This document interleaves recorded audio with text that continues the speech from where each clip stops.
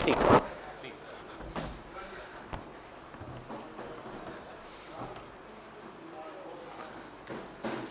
Hello sir, त्यागी sir. Manoj भाई तबीयत ठीक है?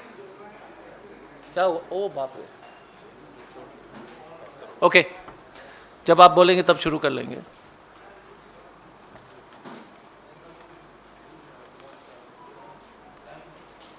शुरू कर ले क्या सर? हाँ, बैकग्राउंड ऑन। Thank you.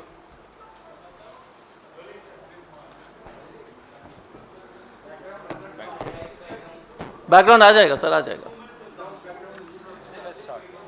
नहीं सेंगे it will come so 2 minute ना। और क्या हाल है बॉस? अनऑफिशियली रिकॉर्डिंग नहीं है। What's happening? हाँ, ओके ओके। पहले तो सबको नमस्कार।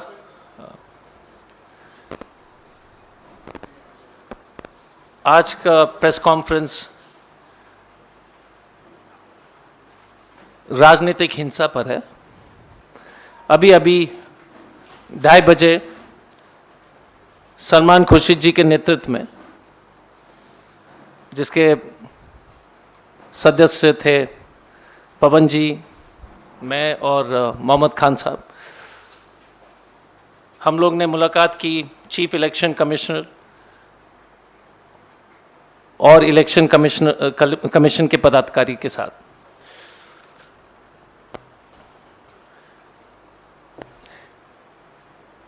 जब भी भारतीय जनता पार्टी की चुनाव में हार होती है या उनकी जो है राजनीतिक अस्तित्व खतरे में आ जाती है,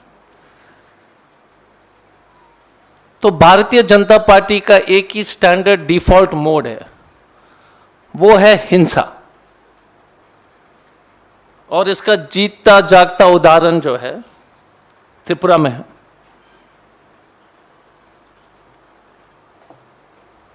मैं अभी त्रिपुरा से लौट के आया हूं और उस वहां के जो जिस तरह से बीजेपी ने सभी दल के साथ जिस तरह से उन्होंने आक्रमण किया, हमला कर रहे हैं, उस पर जो विस्तार से हम आपको बताएंगे और इसके बाद प्रेस रिलीज में भी आपको जो घटना के बारे में विस्तृत रूप से आपको दी जाएगी। एक चीज, बीजेपी जो है अपने को भी नहीं छोड़ते हैं। उनके एक्स डिप्टी चीफ मिनिस्टर थे जो पार्टी छोड़ के गए थे उत्तर प्रदेश में, उनकी भी उन्होंने पिटाई करने की कोशिश की। ये भारतीय जनता पार्टी का डीएनए में है कि मारना है, जो भी राजनीतिक प्रतिद्वंदी है उनके ऊपर हिंसा करना। यदि हम तो ये नहीं चाहते हैं, लेकिन जिस तरह से भारतीय जनता पार्टी के जो अपराधी के ऊपर जो मापदंड है, बुलडोज करना, थाने में जो है बेरहमी से पीटना, घुटने के नीचे गोली लगना, गलती से घुटने के ऊपर भी गोली लग सकती है। अगर वो मापदंड अगर अपराधियों के जो ऊपर अगर वो लोग लगाएंगे, तो त्रिपुरा से लेके पूरे भारत में एबीवीपी और बीजेपी के कार्यकर्ता के ऊपर जो है जो कार्रवाई होनी चाहिए थी, वो नहीं हो रही है। हम ये नहीं कह रहे कि बुलडोजर चलाइए, हम ये नहीं कह रहे हैं कि गोली मारिए, बट भारतीय जनता पार्टी शासित प्रदेश में हम तो न्याय तो मांग रहे हैं कि आप कार्रवाई कीजिए, एफआईआर कीजिए, गिरफ्तारी कीजिए। त्रिपुरा में हमारे कार्यालय पर 3 बार जो इन्होंने हमला किया, 3 बार।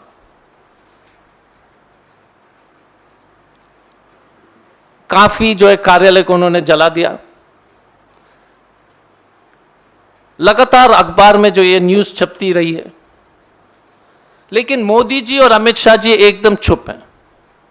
तो 2 ही कारण हो सकते हैं।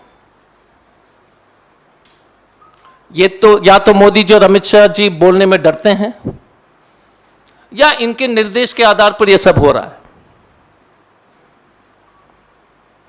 जो घटनाएं जो देश में चल रही है, त्रिपुरा के बारे में विस्तार से हम आपको थोड़ा सा बताना चाहेंगे, लेकिन आप लोग याद कर लीजिएगा कि पिछले 8 साल में इस तरह की राजनीतिक हिंसा कभी इस देश में नहीं हुई। बीजेपी को जो है अपना जो है नाम बदल करके भारत जलाओ पार्टी करने की आवश्यकता है अब, या भारतीय गुंडा पार्टी। हम उनको चॉइस देते हैं, भारत जलाओ पार्टी या भारतीय गुंडा पार्टी। क्योंकि जिस तरह से ये लगातार अपने राजनीतिक प्रतिद्वंदी के ऊपर हमले कर रहे हैं, वो सचमुच में चिंताजनक है। मैं एक विचित्र घटना आपको बताना चाहूंगा। 2 दिन पहले हम एयरपोर्ट में थे और एक आरएसएस के सांसद, आरएसएस से आते हैं, त्रिपुरा से संबंध रखते हैं, एयरपोर्ट के लॉबी में हमको बोलते हैं कि हिंसा आप लोग कर रहे हो। तो मैंने कहा साहब, आप लोग के भी दिमाग की स्थिति जो विचित्र है, हम पिटाते, हम हमारे कार्यालय में आप 3 बार जो है घटना घटी है, हम ही अपने कार्यालय में पिटा रहे हैं, घायल हम ही हो रहे हैं, लेकिन हम हमला कर रहे हैं। ये तो मार्वल कॉमिक्स के जो है कोई नया एडिशन है, स्पाइडरमैन टाइप्स बीजेपी। हमारे कार्यालय में आते हैं, हम नहीं जा रहे हैं 3 बार, लेकिन हम हमला कर रहे हैं, घायल हम हो रहे हैं। ये आरएसएस वाले ही बोल सकते हैं सब, और किसी की क्षमता में नहीं है इस तरह के जो है कहानी रचने का। मैं आपको जो है एक फोटो दिखाना चाहूंगा, क्योंकि ये फोटो से आप जो है आप समझ सकते हैं। ये हमारा स्टेट प्रेसिडेंट है, मिस्टर बिरजीत सिन्हा,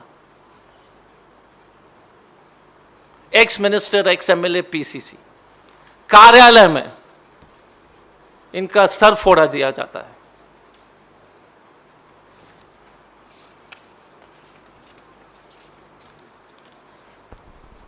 एक और फोटो मैं इसलिए दिखा रहा हूं क्योंकि जब तक आप फोटो नहीं देखोगे तब तक आप देख नहीं पाएंगे कि किस तरह से ये लोग हमला करते हैं। ये हमारे स्टेट प्रेसिडेंट है, ऐसा छोटा मोटा नहीं है, ex minister, ex MLA, Tripura के बहुत बड़े नेता हैं। 70 साल के आसपास उनकी उम्र है। वो किसी को नहीं छोड़ते हैं। ये भारतीय जनता पार्टी की पुरानी आदत है। अब अगर त्रिपुरा में हमारा कैंडिडेट सुदीप रॉय बर्मन जी, जो अगरतला 6 से अभी जीत के आए थे, चुनाव के 1 दिन पहले उनको जो जानलेवा हमला होती है, अस्पताल में भर्ती होते हैं, उनके 3 दांत तोड़ दिया जाता है और जो है जबड़ा भी तोड़ दिया जाता है। एक सर्जरी हुआ था, उसके बावजूद भी वो चुनाव प्रचार में दूसरे दिन आए। लगातार हमारे कार्यालय को जला दिया गया है, उसकी सूची भी आपको उपलब्ध कराएंगे। और सिर्फ कांग्रेस नहीं, कम्युनिस्ट पार्टी के सेक्रेटरी जो स्टेट के इंचार्ज हैं, जितेंद्र चौधरी, उनके ऊपर हमला हुआ है।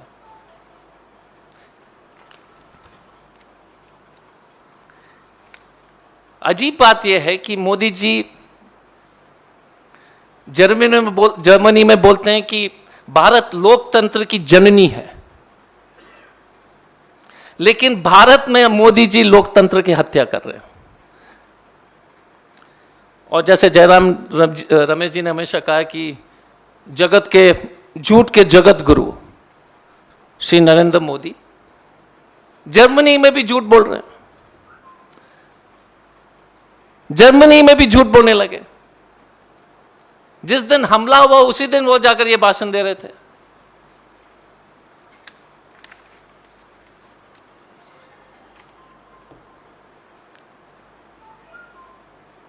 त्रिपुरा में वर्तमान में एक लड़का अस्पताल में भर्ती हुआ है, जिसको जो है छुरा से उसको जो है लंग्स को पंक्चर किया गया है। मोइन नाम का लड़का है। उसके अलावा एक त्रिपुरा पुलिस का एक जवान है, वो गया था सादे वर्दी, सादे ड्रेस में वोट देने के लिए। त्रिपुरा पुलिस के जवान को भी बीजेपी ने नहीं छोड़ा, उसको भी छुरा भोंक दिया। त्रिपुरा पुलिस, वो बोलते रहा कि मैं पुलिस वाला हूं, लेकिन नहीं, क्योंकि एक आपको मालूम है कि एक पुरानी कहावत है ना, सैया बह कोतवाल, अब डर का है का, क्योंकि पुलिस इनके हाथ में है, प्रशासन इनके हाथ में है, तो हर तरह का गुंडागर्दी ये लोग जो है कर सकते हैं। देश भर में मैं आपको याद दिलाना चाहूंगा कुछ घटनाएं। लखीमपुर खीरी को आप याद कर लीजिए, किस तरह से आशीष मिश्रा ने जो है जीप के माध्यम से किसानों को रोन दिया था। वही फोटो जो है टीवी में चल रहा था, को मूंछ मोड़ते हुए चल रहा है जेल में, आपको याद होगा आशीष मिश्रा जी। आशीष मिश्रा जी वही आप व्यक्ति हैं जिन्होंने किसान के ऊपर जो है अपना थार जीप चला दिया था। जहांगीरपुरी में भारतीय जनता पार्टी के लोग ने सुनिश्चित कर दिया था, उनके बड़े बड़े नेता लोग ने खड़े होकर के जो दंगा कराया। जेएनयू में अखिल भारतीय विद्वांस पार्टी एबीवीपी ने महिलाओं की पिटाई की, आपको याद होगा। एबीवीपी का फुल फॉर्म आपको स्पष्ट रूप से बता देते हैं, अखिल भारतीय विद्वांस पार्टी है। महिलाओं को भी नहीं छोड़ा।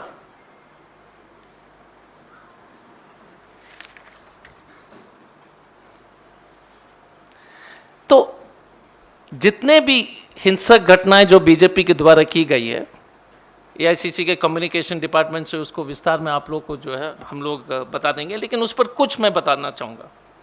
मुंबई में एनसीपी के कुछ कार्यकर्ता ने सिर्फ एक पिटिशन स्मृति ईरानी को देने की कोशिश की, उनकी पिटाई कर दी, उसमें महिला भी शामिल थे। यह 17 मई 2022 की बात है। बाल गंधर्व ऑडिटोरियम में एनसीपी के लेडीज महिला विंग के कार्यकर्ताओं को पिटाई कर दी बीजेपी ने, और सिर्फ वो एक दरखास्त देना चाह रहे थे कि गैस के दाम बढ़ गए हैं, सिलेंडर के दाम बढ़ गए, उसी पर पिटाई कर दी।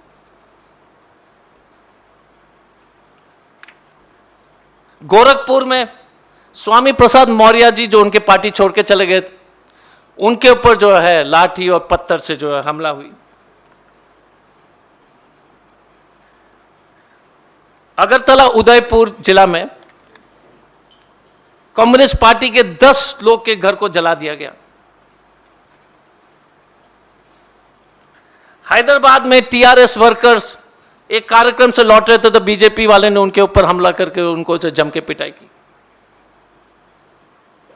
कर्नाटक का तो एक घटना क्या बताएं, वहां तो इनके आरएसएस के एक पुराने कार्यकर्ता मुतालिक जी जो पब में घुस करके अगर आप जो है वेस्टर्न ड्रेस में तो आपकी पिटाई हो सकती है। कर्नाटक के बारे में जितना बोले वो कम है। बसंतगढ़ जम्मू कश्मीर में पैंथर्स पार्टी के लोगों को 7 बीजेपी कार्यकर्ता ने हमला करके उनको बुरी तरह से मारा। तो ये सिर्फ कुछ घटनाएं हैं, लेकिन देश भर में हिंसा के माध्यम से अपने पॉलिटिकल ओपोनेंट्स को दबाने की जो कोशिश बीजेपी कर रही है वो सचमुच में चिंताजनक है। आज हमने election commission chief election commissioner को यह भी पता है कि जिस तरह से ये लोग लगातार हमला सिर्फ त्रिपुरा में नहीं बाकी पूरे देश में कर रहे हैं, वो लोग भी चिंतित हैं। लेकिन आपके माध्यम से देश के जनता को ये बात पहुंचाने की हमारी कोशिश है कि सिर्फ पिछले 8 साल में इस तरह का ऑर्गेनाइज पॉलिटिकल वायलेंस जिसमें देश के सर्वोच्च पद पर बैठे हुए 2 व्यक्ति उनके संरक्षण में हो रहे हैं, पूरी तरह से पॉलिटिकल प्रोटेक्शन है। लास्ट में हम बताना चाहेंगे कि न्याय की क्या बात करेंगे। आज इलेक्शन कमिश्नर से बात किए थे तो उन्होंने स्टेट से रिपोर्ट मांगा।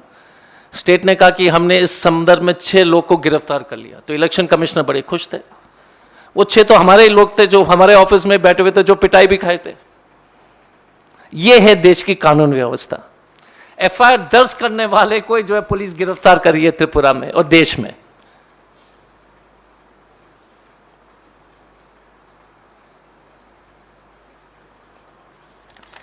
यदि आपको और कोई सवाल है तो आप बता सकते हैं। Thank you.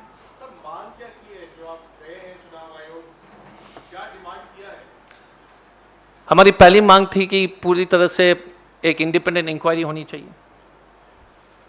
इलेक्शन कमीशन द्वारा, क्योंकि पोस्ट इलेक्शन रिलेटेड वायलेंसेस हैं।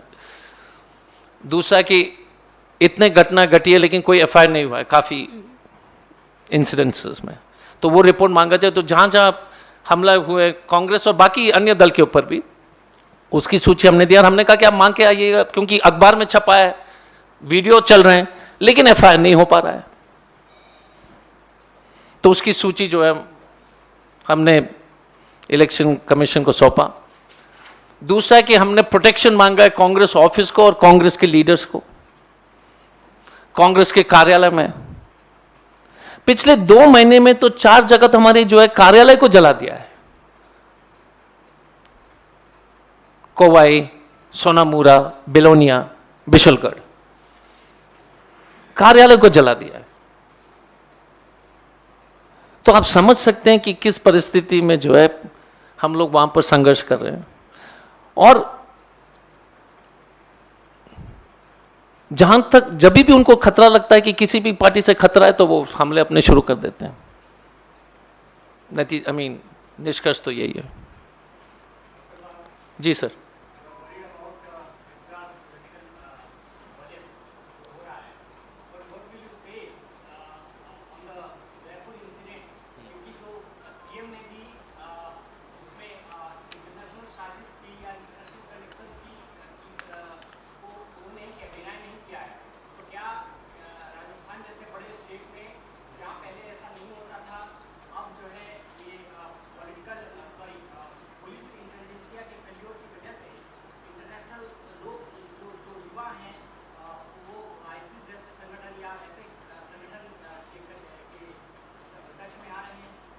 मैं पवन जी से रिक्वेस्ट कर लेता हूँ।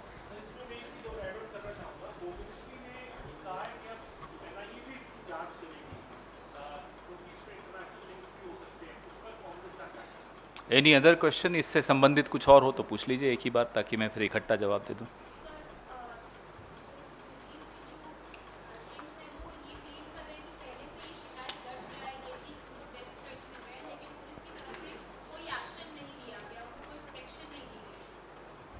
Anything else?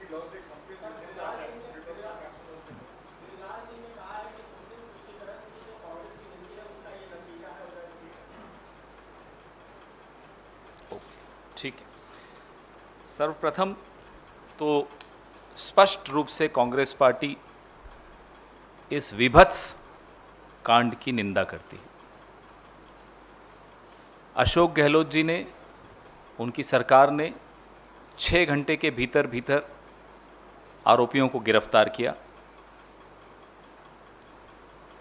आज 6 बजे शाम को सर्वदलीय बैठक बुलाई। इस पूरे मामले को फास्ट ट्रैक में भेज दिया है।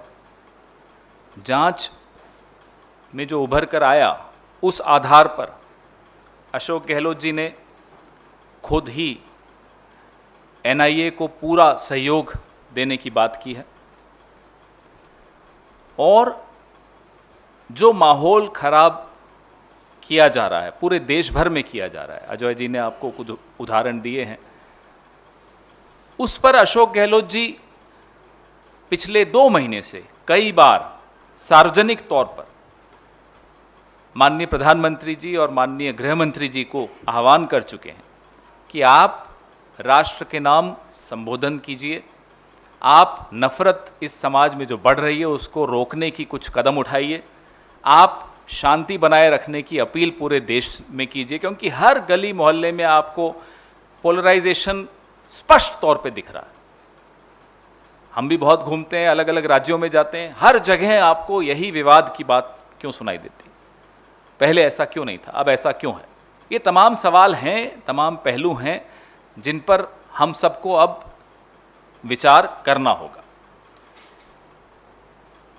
आपने पुलिस इनएक्शन के बारे में पूछा, तो जैसा मैंने कहा, जांच में जो भी दोषी पाया जाएगा उसके खिलाफ कड़ी से कड़ी कार्रवाई होगी, इसमें किसी को कोई संशय नहीं करना चाहिए। अशोक गहलोत सरकार को अपने राजधर्म का पूरा ज्ञान है। तुष्टीकरण की बात करने वाले भूल जाते हैं, 2017 राजस्थान राजसमंद जिले में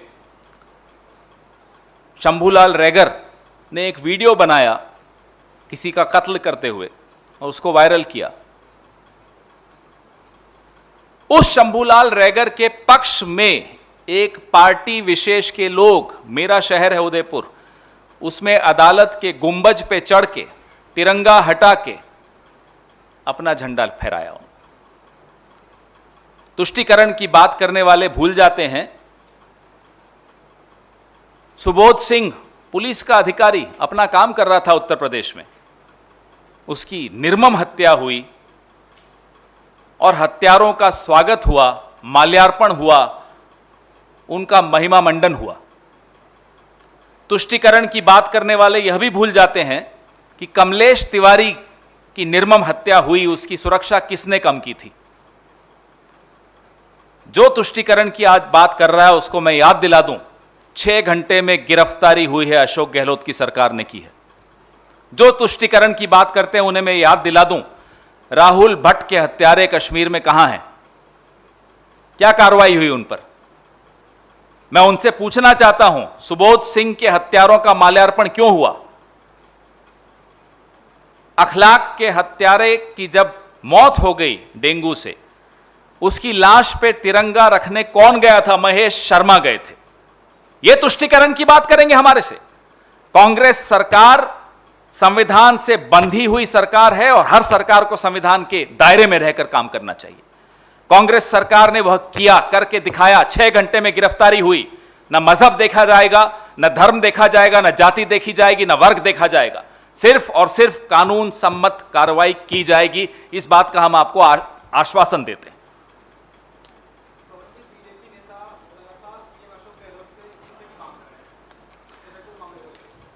अशोक गहलोत जी लगातार प्रधानमंत्री और गृह मंत्री से आह्वान कर रहे हैं कि आइए नफरत कम कीजिए, साथ मिलकर कम करें। अशोक गहलोत जी ने आज शाम को सर्वदलीय बैठक बुलाई। या आपने सुना कभी प्रधानमंत्री ने इस देश में नफरत करने पर कोई सर्वदलीय बैठक बुलाई हो। पूरे दुनिया भर में जाकर दुनिया भर की बातें करके लौट के आ जाते हैं। इस मामले में चुप्पी क्यों। कश्मीर में इतनी हत्याएं हो रही हैं, कश्मीरी पंडित फिर से निकलकर भाग रहे हैं, इस मामले में चुप्पी क्यों। प्रधानमंत्री को चाहिए कि अब देश की तरफ ध्यान दें। और जो पिछले 8 साल में इस देश में नफरत का माहौल बढ़ गया है, उसको काबू करने का उनका राजधर्म का हिस्सा है। अटल जी उनको राजधर्म याद दिलाते रहे, उनको नहीं समझ में आया। आज पूरा देश उनकी तरफ देख रहा है कि राजधर्म का पालन कीजिए।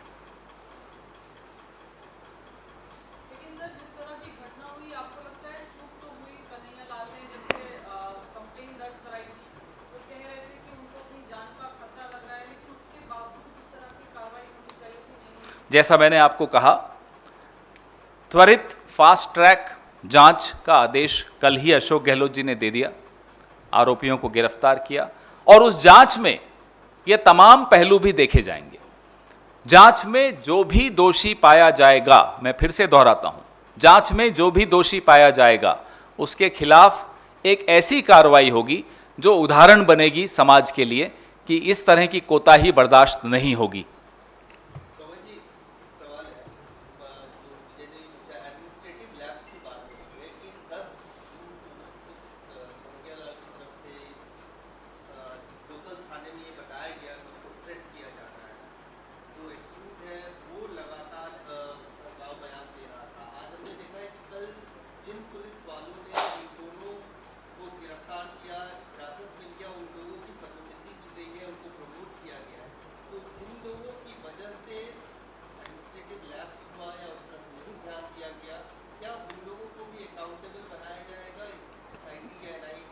जैसा मैंने आपको कहा, किसने किस स्तर पर कोताही बरती यह जांच के बाद ही स्पष्ट हो पाता है। जिसने गिरफ्तार किया वो सबके सामने है, उसको पदोन्नति तुरंत दी अशोक गहलोत जी की सरकार ने, बहुत अच्छा कदम है। लेकिन आप दोषी कौन, किस स्तर का अधिकारी है, यह तो जांच के बाद ही पता चलेगा। और जांच के पश्चात जो जो दोषी पाया जाएगा, आप निश्चिंत रहिए, उसके खिलाफ बहुत सख्त कार्रवाई होगी और वो उदाहरण बनेगा। सर, ऐसी घटनाएं जब होती हैं तो हम देखते हैं कि कांग्रेस लीडरशिप, खासतौर पर राहुल गांधी, जाते हैं, पीड़ित से मिलते हैं। हाल में पंजाब में वो मूसेवाला के परिवार से मिले। क्या राहुल गांधी उदयपुर जाएंगे, पीड़ित परिवार से मिलेंगे? राहुल गांधी हाथरस हो, लखीमपुर खीरी हो, पंजाब हो, जहां सरकार अपना राजधर्म पालन करते हुए नहीं दिखती, वहां हम सबको इकट्ठे मिलकर खड़े होकर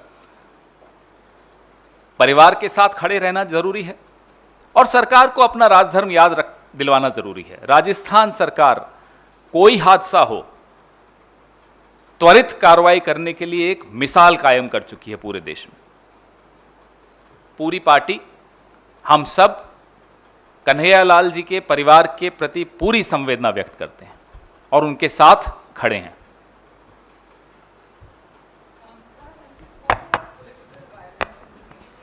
Yeah. kind of carry out violence against the opposition in various states. My question to you is, do you think that such kind of political heft exercised not just by the BJP, but also say regional parties like the TRS, TMC, which are in opposition to the Congress in the regional space, is why the party is finding it difficult to kind of come back to power in states where it has fallen out of power? You're saying where the Congress has fallen out of power? No. I think the biggest tragedy for this country is that if political violence ensures political success, then the future of India as a democratic nation itself is under question. We are saying that we are a party of Mahatma Gandhi. We will continue to resist any kind of violence. And you have never seen any kind of violence perpetuated, at least from the Congress side at all. That's our job, and we are very, it's a very strong part of our ideology. And we will fight them in a non-violent manner. There's no debate on that. But the true face of the BJP RSS has always been violent. They believe in violence, and because the two top leaders of their party in this country, which is the Prime Minister and Home Minister, either openly or surreptitiously support such activities, openly or surreptitiously. The Prime Minister has not spoken a word in 8 years on political violence. He is leading this country on a very dangerous path. And that is what we want to warn the people of this country and warn all of us and all of you through you. The Prime Minister will tweet on Nicaragua's National Day and Bosnia's Independence Day. But when such incidences happen, he is phenomenally at loss of words. That's quite remarkable, actually. एक Rajasthan police की ओर से एक जानकारी जो मैं आपसे भी साझा कर रहा हूं। कन्हैयालाल ने 15 जून को थाने में रिपोर्ट दी थी। थानाधिकारी ने तत्काल कदम उठाए, दोनों समुदायों के वरिष्ठ जनों को बुलाकर समझाइश की, सुलह कराई। इसके बाद कन्हैयालाल ने हस्तलिखित रिपोर्ट में लिखा कि अब किसी कानूनी कार्रवाई की आवश्यकता नहीं। ये राजस्थान पुलिस ने साझा किया है, अभी मैं आपसे भी इसको साझा कर रहा हूँ। तो जो अफवाहें फैलाई जा रही हैं, हम सब जानते हैं कौन फैला रहा है। सरकार, राजस्थान सरकार की भी उन तमाम तत्वों पर नज़र है जो अफवाहें फैलाकर माहौल बिगाड़ने की कोशिश कर रहे हैं और हमेशा करते आए हैं। यह तथ्य मैं आप सबके माध्यम से सार्वजनिक पटल पे रख रहा हूं कि आप भी इस तथ्य को जितना फैला सकें उतना अच्छा रहेगा, शांति बनी रहेगी देश में भी, प्रदेश में भी। Okay, anything else? Anything else? Thank you. Thank you.